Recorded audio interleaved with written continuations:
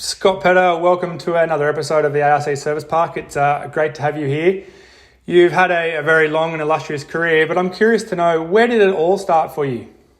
Probably similar to a lot of people that I've heard here is, just very much family. Started supporting my father and my uncle. My first rally was about 3 weeks old. I was in a pram at one of the Castrol rallies in Canberra. So, and then my driving career started in autocross series in Victoria, and then sort of club rallies, introductory trials, and that sort of stuff. And then you find yourself competing in the World Championship, so it's all a bit of a blur, to be honest.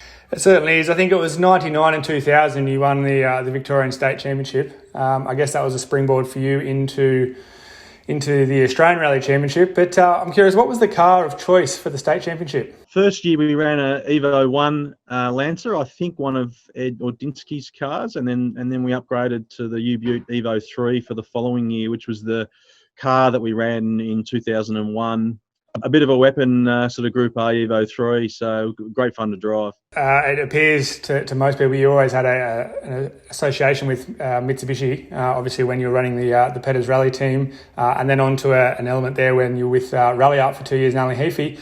Tell us a bit about that period at Rally Art. It was obviously another step in your career. Oh, look, to be involved, I watched Simon's version of this the other day, and it's pretty much the same as him. It was it was the dream come true to be a factory driver, and I got the opportunity to do that for a couple of years, really.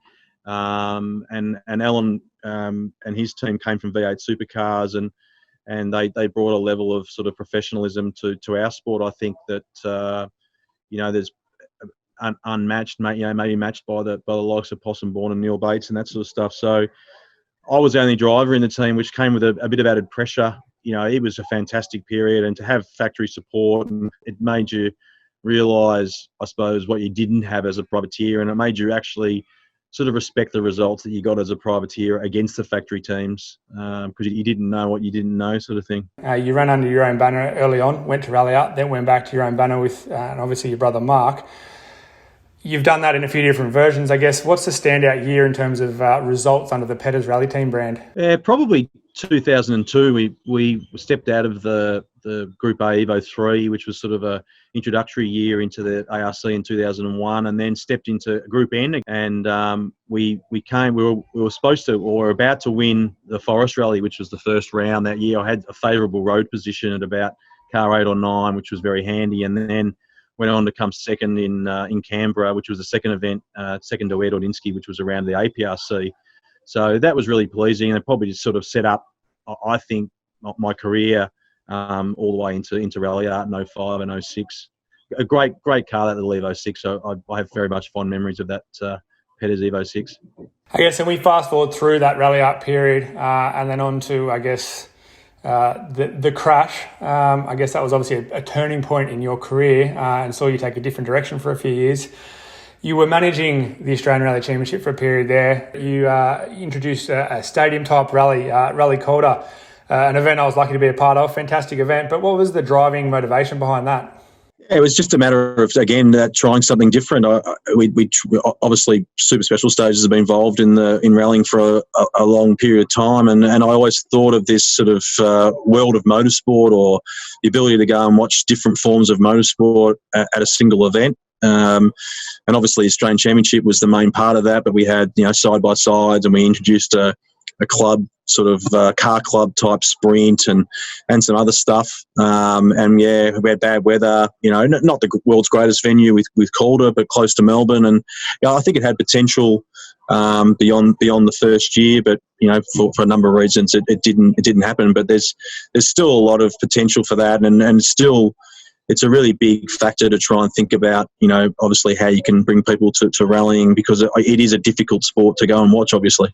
Yes, that is a challenge I think that we're going to keep facing into the future. I guess the progression to two-wheel drive, I guess, wasn't such a bad thing for you. It brought you your first and only Australian title at the moment with Renault. I guess after so many years, what was that like?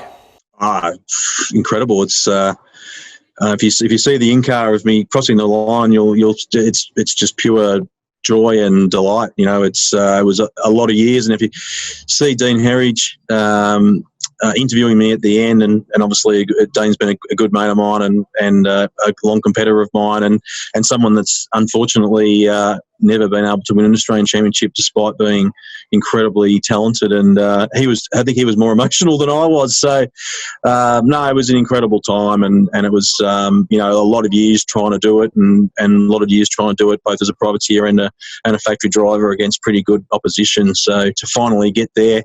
I'm not greedy. I'm not like Simon or Eli and want 3 or 4 or 5. I'm happy with 1. We were talking about stats before we started, and I do call you the stat man, but I guess a couple of stats that you have over a very small select few is that you had a crack at the WRC 2 championship for 2 years in a row there, in 2 years in 2 different cars.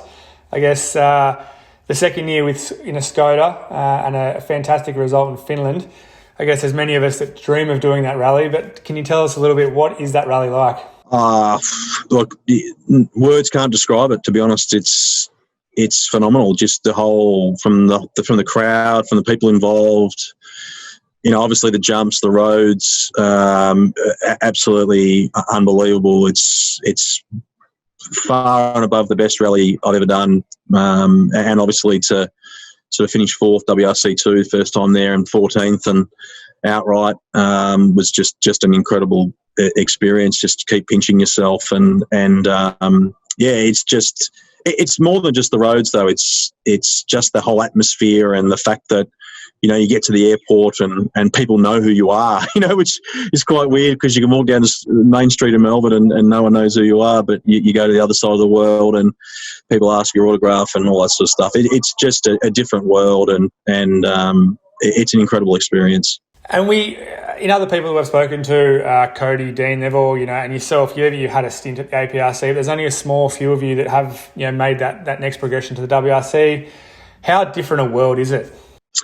It's crazy. It's in terms of we're very fortunate in Australia. We've had some incredibly good drivers, and I would rank, you know, the likes of Simon and Cody and Chris Atkinson and those sort of people, Dean, up with some of those guys that I competed against in WRC2, and I did pick the wrong year to do WRC, especially the second year. Obviously, Elvin Evans and Timo Sunonen and Lappy and Tiedemann and those sort of guys. So they're pretty swift. I think that the top 3 outright the following year from WRC2 in Finland were those 3 guys. So I was competing against pretty good opposition, but just different level. You know, you've got guys in cars every week. I remember doing a test in Poland.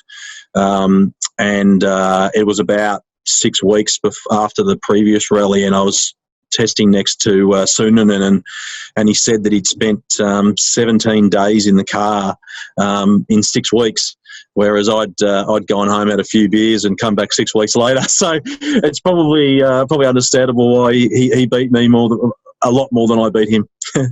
You alluded to, you obviously had that support of a family, the family behind you. I guess it's to that note that obviously your family business has also supported rallying in this country for many, many years. And as recently as last year, we saw you sponsoring the Eureka Rally in Victoria, which saw you come out for a drive in the Renault. Is there a plan anytime to dust that off and come back for another rally? Yeah, the little Clio's had a little bit of a birthday actually. It didn't run too well at Ballarat last year, but it's had some money spent on it and engines and Motec and that sort of stuff. I've got a secret love affair for that car, and so has Rob Davis that runs the car for me.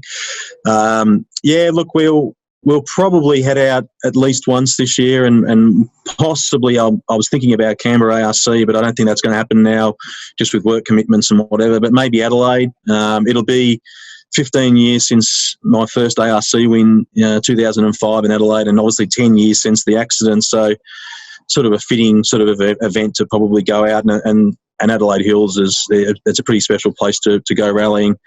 So yeah, we might get the little Clio out and see if we can still drive. I'm not sure that's possible, but we'll see how we go. Oh, we look forward to seeing you there. I guess the other question in mind is there's no chance of a Supercars appearance. We obviously saw a win in the E-Series there. No chance, no one's calling you up?